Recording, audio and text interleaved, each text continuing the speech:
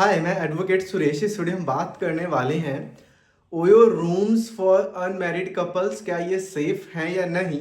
हमने ऑलरेडी इसके ऊपर 3-4 वीडियोस डाल रखी थी और जैसे ही न्यू ईयर स्टार्ट हुआ और जैसे ही वैलेंटाइंस यानी फेब्रुवरी का जब मंथ स्टार्ट होता है, हमारी वो वीडियो पे व्यूज़ बढ़ने शुरू हो जाते हैं और लोगों के फिर से कमेंट्स आने शुरू हो गए हैं कि क्या कुछ नियम बदल चुके हैं 2026 में ओयो रूम्स को लेकर के।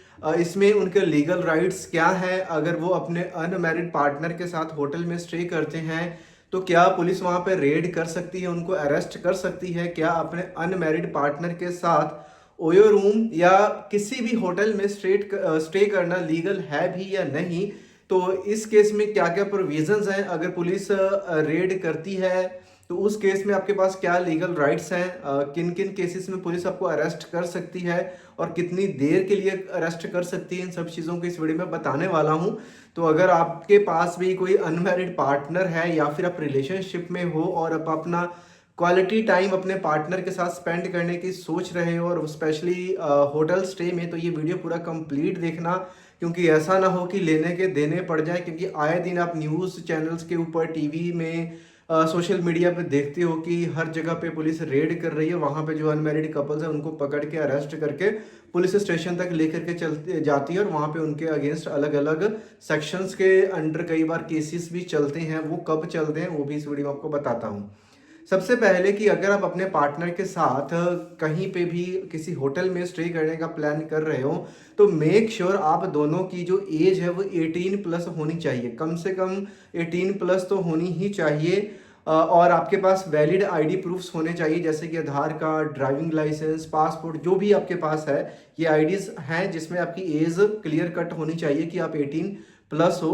क्योंकि जो भारत का कॉन्स्टिट्यूशन है ये हमें राइट प्रोवाइड करता है कि हम पूरे इंडिया में किसी भी कोने में, किसी भी होटल में, किसी भी जगह पे स्टे कर सकते हैं अगर हमारी एज 18 प्लस है तो। क्योंकि अगर 18 से कम होगी तो हम मेजर नहीं हैं और जो हमारे गार्जियन होते हैं वो हमारे डिसीजंस लेते हैं।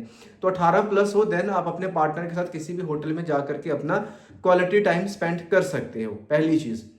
अब जिस भी होटल में आप जा रहे हो, ध्यान आपने ये रखना है कि जो होटल की गेस्ट बुक की एंट्री होती है, जो रजिस्टर हर होटल मेंटेन करता है, उस रजिस्टर में आपकी प्रॉपर एंट्री होनी चाहिए। किस पर्पस के लिए गए हो, कहाँ से आए हो, कहाँ तक गए हो, प्रॉपर आपके सही सिग्नेचर होने चाहिए। और जो होटल के रिसेप्शन पे आप अपने आईडी प्रूफ देते हो वो ओरिजिनल, यानी कि बहुत सारे लोग क्या करते हैं उसमें फॉर्ज्ड कर देते हैं डॉक्यूमेंट्स को कि हम पता ना चले हमारी आइडेंटिटी। ये गलती बिल्कुल भी नहीं करनी है। ओरिजिनल डॉक्यूमेंट्स की वहाँ पे फोटोकॉपी अपने सबमिट करवाना है या जो भी उनका प्रोसेस है उसके हिसाब से।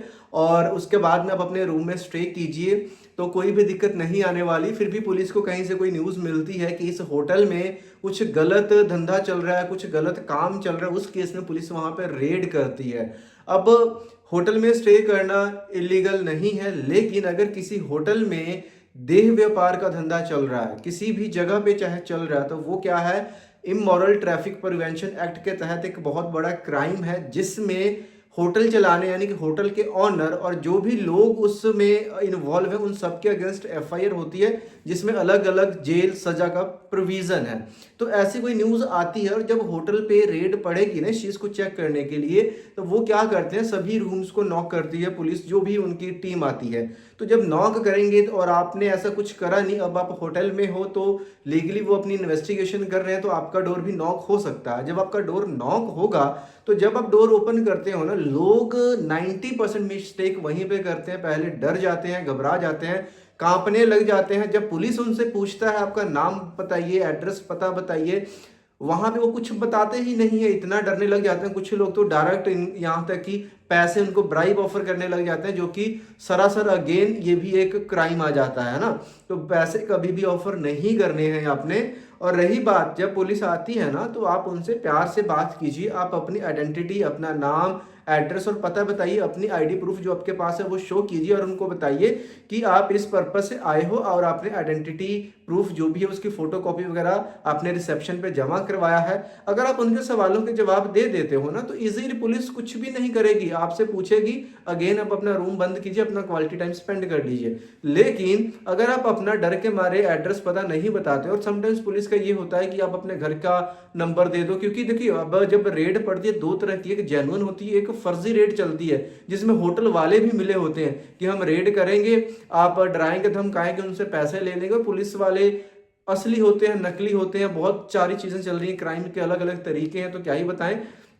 वो होटल वाले भी मिले हुए होते हैं, तो ऐसे चीज़ों से अपने बचना है। लेकिन अगर जेन्युइन रेड है, उस केस में आपने पुलिस को अगर सही आइडेंटिटी दे दो तो पुलिस आपको कभी भी अरेस्ट नहीं करेगी। अरेस्ट वो तब करती है जब आप अपना सही नाम पता नहीं बताते हो डर के मारे। तो ऐसे में पुलिस के पास सीआरपीसी, जो कि BNSS का जो एक्ट है अभी अमेंड हुआ था, तो उसके तहत यहाँ पुलिस के पास प्रोविजन है, जब कोई व्यक्ति, अगर पुलिस को लगता है कि ये कोई क्राइम कर सकता है या क्राइम कर चुका है या क्राइम करने का मतलब ये दोषी है, तो उस केस में अगर आप अपना सही नाम पता नहीं बता रहे हो तो पुलिस के पास राइट है कि आपको अरेस्ट कर सकती है और वो 24 घंटे तक आपको अपने पास रख सकती है। और अगर 24 घंटे में भी आप अपना सही नाम पता नहीं बताते हो तो आपको मैजिस्ट्रेट के सामने पेश करेगी।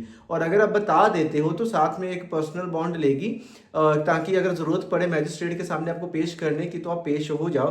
तो उस केस में लेकर के फिर आपको छोड़ देती है, लेकिन तब तक डिले बहुत हो जाता है, घर वालों को पता चल जाता है। तो सही से प्रॉपर उनको आंसर करें, ये आपका लीगल राइट है और ऐसा करने से पुलिस आपको रोक नहीं सकती है। बाकायदा शर्त यह है कि आप गलती ना करो उनके सवालों का जवाब देने में। ठीक, अब ये सब चीज़ें हो गई कि आप लीगल इन पॉइंट्स पे क्या कर सकते हो। रही बात, बहुत बार ये होता है कि जब किसी होटल में या किसी भी जगह पे देह व्यापार का धंधा चल रहा होता है, जो FIR होती है वो इमोरल ट्रैफिक प्रिवेंशन एक्ट के तहत होती है, जिसमें जगह देने वालों के लिए भी सज़ा है, चलाने वालों के लिए भी सज़ा है। तो कई बार पुलिस क्या करती है, आपको उस जो क्राइम है उसका पार्ट बना लेती है कि आप भी इसमें इन्वॉल्व हो। तो ऐसे केसेस में जो FIR होती है, अगर आप प्रॉपर एडवोकेट करते हो तो नो डाउट आप यहाँ से बहुत ही जल्दी तो क्या ही बोले, लेकिन आप बरी हो जाते हो। लेकिन तब तक जो भी आपकी रेपुटेशन है वो स्पॉइल हो गई होती है। तो मेक श्योर कि जब भी किसी होटल में आप स्टे कर रहे हो तो एक तो आपने उस होटल की प्रोफाइल देखनी है। ओयो में भी सस्ते से लेकर के महंगे होटल हैं, लोकेशन किसी गली में ना हो, किसी नुक्कड़ में ना हो, स्पेशली जो बहुत चीप प्राइस वाले होटल्स हैं, ऐसे होटल्स में ये जो मैंने आपको स्कैम की बात बताई, ये चीज़ें ज़्यादा चलती हैं, जहाँ पे खुद होटल वाले मिलकर के रेड करवाते हैं, लोगों से पैसे लेते हैं, बहुत कॉमन क्राइम है। तो बढ़िया 4 स्टार होटल में कम से कम आप जाइए और वहाँ पे अच्छी लोकेशन पे पूरी डिटेल्स जो मैंने आपको बताया चीज़ों को फॉलो कीजिए, आप वहाँ पे स्टे कीजिए, कोई भी दिक्कत नहीं आने वाली है। और गलती से भी अगर आप किसी के साथ रिलेशन में हो जिसकी उम्र 18 साल से कम है ना, आज की डेट में भाई उससे राखी बंधवा करके उसको विदा कर दो, नहीं तो इतने बड़े मतलब आप क्राइम में फंस जाओगे ना भाई कि आपको भी नहीं पता आपके साथ क्या हो सकता है। अगर वो मेजर है लड़की तभी आप बचोगे, और अगर वो मेजर है, आज आपके साथ होटल में रुक रही है, लेकिन कल को अगर आप पकड़े जाते हो और वो लड़की अपनी स्टेटमेंट से मुकर जाती है कि मुझे बहला फुसला करके या शादी का वादा करके मेरे को ये होटल में लेकर के गया, तो ऐसे केसेस में भी आपके ऊपर भाई रेप के चार्जेस लगने वाले हैं, बेल तक भी नहीं होती है। तो जब भी ऐसा किसी पार्टनर के साथ होटल में स्टे कर रहे हो तो ट्रस्टेड पार्टनर के साथ, उसकी मर्जी के साथ, जब वो एग्री कर रही है प्रॉपर एविडेंस रखो कि उसकी खुद की मर्जी भी इसमें है, नहीं तो बाद में जेल जाने के अलावा कोई रास्ता नहीं बच जाता है। इन सब चीज़ों को देख करके फॉलो करके तभी ही कोई भी अनमैरिड कपल किसी भी होटल में अपने अनमैरिड पार्टनर के साथ जाए। एज एन एडवोकेट मैं आपको ये गाइड कर रहा हूँ, ये सजेस्ट कर रहा हूँ, ताकि आप अपने फ्यूचर को, अपने कैरियर को बचा सको, अपने माँ बाप की इज्जत को बचा सको। उम्मीद करता हूँ ये वीडियो आप बहुत काम की रही होगी, और जितना हो सके दोस्तों के साथ भी शेयर करें, जितने भी आपके यंग दोस्त हैं या फिर यंग बच्चे हैं, या अगर आप पेरेंट्स हो तो भी आपको अपने बच्चों के साथ ये वीडियो जरूर शेयर करनी चाहिए। मिलता है नेक्स्ट वीडियो में किसी और इन्फॉर्मेशन वीडियो से, तब तक के लिए बाय। चैनल के ऊपर नए हो तो वीडियो को लाइक करके चैनल को सब्सक्राइब जरूर करें, ताकि इस तरह की इन्फॉर्मेटिव वीडियो सब तक पहुंचती रहे सबसे पहले। See you soon in the next video, bye.